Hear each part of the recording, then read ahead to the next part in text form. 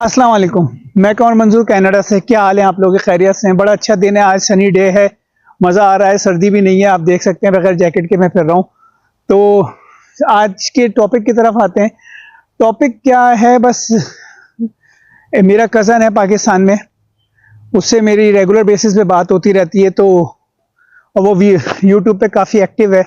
तो अभी उसने कुछ वीलॉग्स वगैरह देखे थे, तो उसमें वो मुझसे दो चीज़ें डिस्कस कर रहा था कि एक तो यहाँ पे जो लोग आते हैं, नई नई चीज़ें उनको ऑफर हो रही होती हैं और वो बगैर किसी ज़रूरत के वो इतनी इजी इंस्टॉलमेंट पे वो चीज़ें ऑफर हो रही होती हैं। बंदे को लग ये रहा होता है कि इंस्टॉलमेंट बड़ी इजी है, लेकिन एक्चुअली होता क्या है कि वो एक के बाद दूसरी चीज़ लेता है बगैर किसी ज़रूरत के। फ़ोन अपग्रेड कर लिए और लैपटॉप अपग्रेड कर लिए और अपना गाड़ी ले ली, नई गाड़ी ले ली जी, फाइनेंस हो रही है, इंस्टॉलमेंट पे आ रही है। तो इस तरह की चीज़ें जो होती हैं, वो बंदा फिर क्या होता है कि वो उसमें इतना फंस जाता है और बाद में वो उसको वो इंस्टॉलमेंट पे करनी होती है, तो वो उन चीज़ों को एंजॉय भी नहीं कर पाता जिन चीज़ों के लिए उसने लिया होता है। तो उसको ज़्यादा मेहनत करनी पड़ती है, 40 की जगह 60 घंटे काम करने पड़ते हैं। एक बड़ा हिस्सा आपका इंस्टॉलमेंट की मद में निकल जाता है। बाकी फिर आपको ग्रोसरीज वगैरह के लिए भी, दूसरी चीज़ों के लिए भी ज़ाहिर सी बात आपको मेहनत करनी पड़ती है। तो ये, इसमें कोई शक नहीं है कि ऐसा होता है। और दूसरा उसने जिक्र किया था कि ये ड्रग्स के हवाले से नॉर्थ अमेरिका में ड्रग्स वगैरह का बहुत ज़्यादा ईजिली अवेलेबल है, और बच्चे ख़ास तौर पे वो बच्चों के मुतालिक मेरे कंसर्न है, तो वो बच्चों के लिए कह रहा था कि यार बच्चों को इससे किस तरीके से रोका जा सकता है। और उसमें क्योंकि उस वीलॉग्स में तो ये कहा था कि भाई बहुत ही ज़्यादा चांसेस होते हैं बच्चों के इन चीज़ों में पढ़ने के, क्योंकि जाहिर सी बात है यहाँ पे आप बच्चों को एक हद तक सख्ती कर सकते हैं। पाकिस्तान वाला हिसाब तो है नहीं, डंडा मार के तो आप उनको रोक नहीं सकते। तो देखिए हम वन बाय वन इन दोनों चीज़ों को डिस्कस करते हैं। जी, पहली बात ये डेट्स के अंदर पढ़ना, इस चक्कर के अंदर पढ़ना, इसमें बिल्कुल कोई शक नहीं है, होता है ये। लेकिन देखें, अगर आपको वो हमारे पास एक है ना कि चादर देख के पैर फैलाने चाहिए। अगर आप देखें, जब आप बंदा माइग्रेट करता है तो कॉमन चीज़ें लेके आता है बंदा, क्योंकि आप माइग्रेट कर रहे होते हैं। तो उसके बाद फ़ोन भी होता है हर एक के पास, वो फ़ोन भी लेके आते हैं। लैपटॉप भी हर एक के पास होता है, लैपटॉप भी लेके आते हैं। अब अगर आपका फ़ोन सही काम कर रहा है, आपको ज़रूरत नहीं है, तो आपको क्या ज़रूरत है कि जी आपका अगर आईफोन 12 है तो आपको उसको 13 पे लेके जाए, 14 पे चले जाए, नहीं 14 प्रो मैक्स ले लूँ। जिन कंपनी से आप फ़ोन का कनेक्शन लेते हैं, वो कंपनीज आपको ऑफर कर रही होती हैं कि भाई अपना फ़ोन अपग्रेड कर लो, और बहुत अच्छे किस्तों में आपको ऑफर कर रही होती हैं। और इसमें कोई शक नहीं कि आपको वो सस्ता भी पड़ता है, क्योंकि अगर मैंने एक फ़ोन चेंज किया था क्योंकि वो मेरी ज़रूरत थी। पाकिस्तान जब मैं फ़ोन लेके आया था, वो उसकी मेमोरी 32 GB थी, वो बहुत कम थी। जब मैंने चेंज किया था तो उस वक्त वो $1500 का फ़ोन था, जो कि उन्होंने मुझे दिया था $25 पर मंथ के हिसाब से।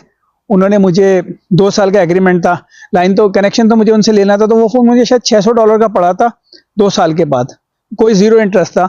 लेकिन उसके बाद से अब तक मेरा वही फ़ोन चल रहा है। मुझे कई दफ़ा ऑफर आती है फ़ोन अपग्रेड कर लो, क्योंकि वो मेरा पे ऑफ हो गया है। लेकिन भाई मेरी जब ज़रूरत पूरी हो रही है तो मैं क्यों अपग्रेड कर लूँ? लैपटॉप हम लेके आए, बहुत अरसे तक हम वही चलाते रहे। जब हमारे बच्चे हाई स्कूल में आ गए तो हमने लैपटॉप लिए, बिल्कुल उनको लेके दिए, लेकिन कैश पे लें। देखें, जितना हो सके आप चीज़ें कैश पे लें। अपने आप को इंस्टॉलमेंट में जो ज़रूरत की चीज़ें वो लें आप, लेकिन कैश पे लें, ताकि आप जो है ये जो मंथली आपको इंस्टॉलमेंट देनी होती हैं, अपने डेट्स आपके बढ़ते चले जाते हैं, आप इससे बचे रहें। कोई चीज़ अगर आपको चाहिए, आप उसकी एक प्लानिंग करें, उसके बाद उसका कैश जमा करके कैश पे ले लें। शुरू की चीज़ें जब आप माइग्रेशन करते हैं तो आप फंड्स भी लेके आते हैं, कैनेडियन गवर्नमेंट की रिक्वायरमेंट होती है, वो फंड्स लेके आते हैं, उस फंड में से चीज़ें ले लें। अब एक चीज़ है गाड़ी। गाड़ी देखें, अगर आपकी ज़रूरत ऐसी है कि आपको जी बस ऑफिस जाना है, ग्रॉसरी करनी है, थोड़ा बहुत फैमिली के साथ मूव करना है, तो आप एक शुरू में एक 5-6-7 हज़ार डॉलर की गाड़ी ले सकते हैं, जो कि अच्छी रिजनेबल होती है, जो इतनी ऐसी होती है कि आपको मैकेनिक से पास भी बहुत जल्दी जल्दी नहीं जाना पड़ता।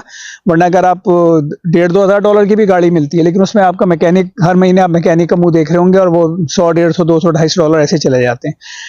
अब इस पे अगर आपकी ज़रूरत है कि आपको अच्छी गाड़ी लेनी है, जैसे अगर आपको ऊबर करनी है, लिफ्ट करनी है, अगर आप बड़े शहरों में रह रहे हैं, तो वो एक अलग बात है। लेकिन अगर ज़रूरत नहीं है तो आप एक रीज़नेबल गाड़ी 5-6 हज़ार डॉलर में कैश में लेके, ताकि आप टेंशन फ्री हो, आपको महीने की इंस्टॉलमेंट ना देनी पड़ रही हो, तो इस तरीके से आप अपनी प्लानिंग कर सकते हैं शुरू के अंदर। और 2 से ढाई साल लगते हैं हर किसी को कनाडा में आके लाइफ को एक ट्रैक पे लाने में, और 2 ढाई 3 साल की तो एक स्ट्रगल है शुरू में। बंदे को पता नहीं चल रहा था कि वो क्या चाह रहा है, कहाँ का क्या करना है उसको, उसकी फील्ड चेंज हो जाती है यहाँ पे आके बाज़ औक़ात। तो इसलिए इन चीज़ों से अगर आप बचेंगे तो आपकी ज़िंदगी सुकून में रहेगी, और आप जो है एक अपनी लाइफ को एंजॉय कर सकेंगे अपनी फैमिली के साथ। अच्छा, दूसरी जो चीज़ थी वो उसने ड्रग्स से मुतालिक मुझसे डिस्कस किया था। इसमें भी कोई शक नहीं कि नॉर्थ अमेरिका के अंदर होता है ये कि ये चीज़ें बहुत कॉमन है, ईज़िली अवेलेबल हैं। लेकिन एक बात देखिए, मैं किसी के पॉइंट ऑफ व्यू से डिसएग्री नहीं कर रहा। मैं ये नहीं कह रहा कि किसी उसने गलत कहा या मैं सही कह रहा हूँ। उस जिस किसी ने भी कहा है, या बहुत सारे लोग इस पे बात करते हैं, उनका अपना पॉइंट ऑफ व्यू है, मेरा अपना पॉइंट ऑफ व्यू है। मेरे हिसाब से मैं पाकिस्तान से अगर आया हूँ, या लोग इंडिया में बैठे हुए हैं, या कहीं पे भी बैठे हुए हैं, बांग्लादेश में बैठे हुए हैं, आप ये बताएं कहाँ पे ये चीज़ें ईजिली अवेलेबल नहीं है? ड्रग्स कहाँ पे अवेलेबल नहीं है? कराची में बहुत सारी ईजिली अवेलेबल है। अगर आपको लेनी है, अगर आप इन चक्करों में पढ़ना चाह रहे हैं, तो बड़ा आराम से अवेलेबल है। चाहे वो अल्कोहल हो, शराब हो, चाहे वो मतलब जो ऐसे में बहुत सारे स्कूल हैं, मैं नाम नहीं लूँगा, जो बड़े एलिट क्लास के बच्चे वहाँ पे जाते हैं, और वहाँ पे इतनी कॉमन है ड्रग्स, स्कूल के बाहर मिल रही होती है, और तरह तरह की, पता नहीं कोई आइस, अब तो नाम सुन रहे होते हैं। ये चीज़ हर जगह अवेलेबल है। आप ये नहीं कह सकते यहीं अवेलेबल है या यहाँ ईजिली मिल जाती है। जिसको करना है वो कहीं पे भी मिल जाती है। अब ये है, ठीक है, हम यहाँ पे बच्चों पे वो सख्ती नहीं कर सकते जो पाकिस्तान में करते हैं। उनको उनके ऊपर नज़र रख ली, उनको पैसे नहीं दिए, या उनको किसी चीज़ पे सख्ती कर दी, थोड़ी सी पिटाई विटाई लगा दी। ये आप यहाँ नहीं कर सकते, और वहाँ पे भी एक एज तक बच्चे पे आप कर सकते हैं। बच्चे को अगर करना है तो वो करेगा ये चीज़ें। तो इसका हल क्या है? देखें, इसका सीधा सा हल ये है, जो मेरे नज़दीक है, कि आपको अपने बच्चों पर थोड़ी सी मेहनत करें आप, चाहे आप यहाँ पे हों और चाहे पाकिस्तान में। और यहाँ पे तो आपको ज़्यादा मेहनत करनी पड़ती है। आप उनको बताएं, मज़हब के मुतालिक बताएं, हमारे मज़हब में क्या चीज़ सही है, क्या चीज़ गलत है, किस चीज़ पे हमें जाना चाहिए, किस चीज़ का गुनाह है, किस चीज़ का सवाब है, क्या जज़ा है, क्या सज़ा है। ये हमें तमाम चीज़ें बतानी चाहिए। उनको ये बात बताएं कि अगर आपने हमसे छुपा लिया, कुछ भी कर लिया, लेकिन आप अल्लाह से नहीं छुपा सकते।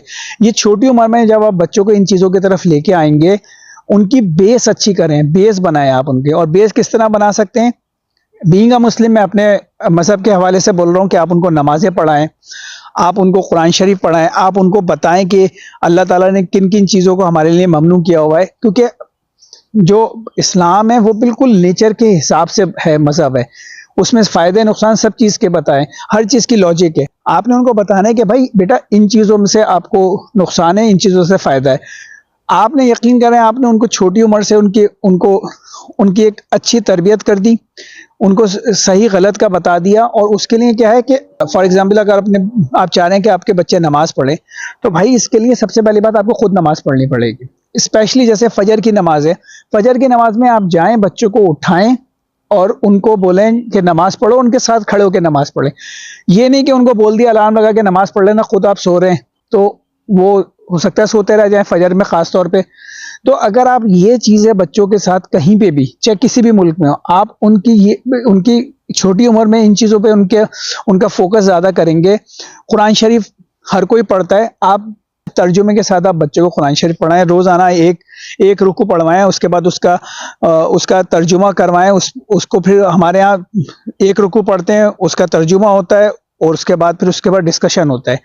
तो इस तरीके से आप पूरा कुरान शरीफ ख़त्म करवाएं, ताकि बच्चे को समझ में आए कि क्या चीज़ कही जा रही है हमारे मज़हब के अंदर। ये छोटी छोटी चीज़ें अगर आप कर लेंगे, तो यकीन करें ये इतनी बड़ी इन्वेस्टमेंट है, आपकी ज़िंदगी इतनी सुकून में आ जाएगी। क्योंकि देखिए, एक टाइम पे आके आपको बच्चों को छोड़ना पड़ेगा। आप हर वक्त उनको उंगली पकड़ के नहीं चला सकते। आप उनको सोसाइटी में छोड़ेंगे जब वो हाई स्कूल में आ जाएंगे, जब वो यूनिवर्सिटीज़ में आ जाएंगे। लेकिन अगर उनकी बेस अच्छी होगी, बिलीव मी, वो कभी इन चीज़ों की तरफ नहीं जाएंगे। और अगर वो खुदा ना खास्ता भटक भी गए, तो उनको इतनी बेचैनी रहेगी कि वो नहीं उस चीज़ को कंटिन्यू करेंगे, और वो वापस आएंगे। तो ये ज़रूरी नहीं कि नॉर्थ अमेरिका हो, या ये मैं कह रहा हूँ ये हर जगह एप्लीकेबल है।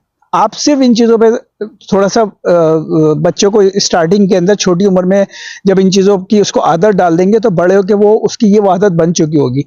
तो भाई यही एक तरीका है, बाकी ये कि उन पे नज़र रखें और उनको उन पे सख्ती करें या उनको इन्वॉल्व बिल्कुल करना चाहिए। हमारे यहाँ हमारे इधर विंज़र के अंदर हमारी मस्जिद के अंदर बच्चों को किस तरह से इन्वॉल्व किया जाता है। वहाँ पे सिर्फ बच्चे नमाज पढ़ने के नहीं जाते, वहाँ पे गेम्स होते हैं, दूसरी एक्टिविटीज़ होती हैं। हमारे मस्जिद के बेसमेंट में उन्होंने बास्केटबॉल कोर्ट बना रखा है, बच्चे वहाँ जाके वो खेलते हैं, दूसरे गेम्स खेलते हैं।